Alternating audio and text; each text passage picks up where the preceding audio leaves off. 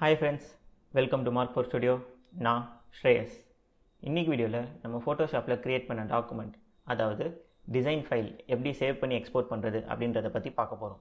Previous வீடியோவில் new document creation எப்படி பண்ணுறது, அதாவது ஃப்ரேம் சைஸ் டாக்குமெண்ட் க்ரியேஷன் எப்படி பண்ணுறது அதை பற்றி வீடியோ போட்டிருக்கோம்.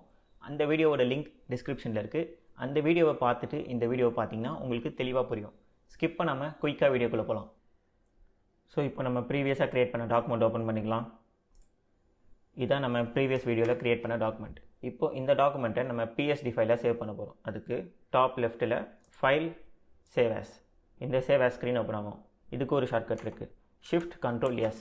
இதை ப்ரெஸ் பண்ணிங்கன்னா இந்த சேவ் ஆஸ் ஸ்க்ரீன் ஓப்பன் ஆகும். இப்போ நம்ம நெக்ஸ்ட்டு ஃபைல் நேம் செட் பண்ண போகிறோம். நான் இதுக்கு 12x18 அப்படின்னு செட் பண்ணுறேன். ஏன் 12x18? ப்ரீவியஸ் வீடியோ பார்த்தீங்கன்னா தெரியும். இது ஃப்ரேம் சைஸ், அதாவது ஃப்ரேம் சைஸ்க்கான டாக்குமெண்ட். ஹைட் 18, வித் 12, அதனால் 12x18 அப்படின்னு செட் பண்ணியிருக்கேன். சேவ் ஆஸ் டைப் பார்த்தீங்கன்னா ஃபோட்டோஷாப் பிஎஸ்டி ஃபார்மேட் அப்படின்றத கிளிக் பண்ணிக்கிறோம். ஏன் இந்த பிஎஸ்டி ஃபார்மேட் நான் சொல்கிறேன். இப்போ நம்ம சேவ். ஓகே, இப்போ நம்ம இதை பிஎஸ்டி ஃபைலாக சேவ் பண்ணிட்டோம். Why PSD? ஏன் நம்ம இந்த டாக்குமெண்ட்டை பிஎஸ்டி ஃபைலாக சேவ் பண்ணுறோம்? அதாவது எல்லா லேயர்ஸ், டெக்ஸ்ட், எஃபெக்ட் எடிட்டபிளாக சேவ் ஆகும். சிம்பிளாக சொல்லணும்னா, நெக்ஸ்ட் டைம் ஆர் ஃப்யூச்சரில் இந்த டாக்குமெண்ட்டை நம்ம ஓப்பன் பண்ணாலும் நம்ம க்ரியேட் பண்ண layers, text, effect, masking and filters, இன்னும் சில அட்ஜஸ்ட்மெண்ட், இதெல்லாம் மறுபடியும் எடிட் பண்ணிக்கலாம். அதான் எடிட்டபிளாக சேவ் ஆகும்.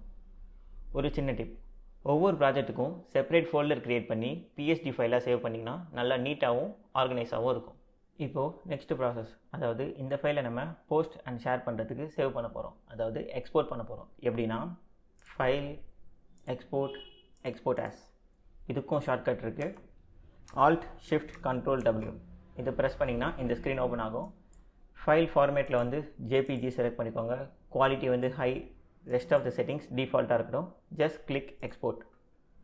இப்போது எக்ஸ்போர்ட் ஆஸ் ஸ்க்ரீன் ஓப்பன் ஆகுது. இங்கே நம்ம file name already PSDR 12x18 save பண்ணியிருந்தேன். ஸோ அதுவே வந்திருக்கு டிஃபால்ட்டாக. ஜேபிஜி டிஃபால்ட்டாக வந்துடும். Just click export. ஸோ இந்த ஃபைலை நம்ம இப்போது ஜேபிஜியை எக்ஸ்போர்ட் பண்ணிட்டோம். ஸோ ஃபைனலாக இந்த வீடியோவில் நம்ம ஒரு டாக்குமெண்ட்டை எப்படி சேவ் பண்ணி எக்ஸ்போர்ட் பண்ணுறது அப்படின்றத பற்றி பார்த்தோம். இந்த வீடியோ யூஸ்ஃபுல்லாக இருந்தால் லைக், ஷேர் அண்ட் சப்ஸ்கிரைப். எதாவது டவுட் இருந்தால் கமெண்ட்டில் கேளுங்க.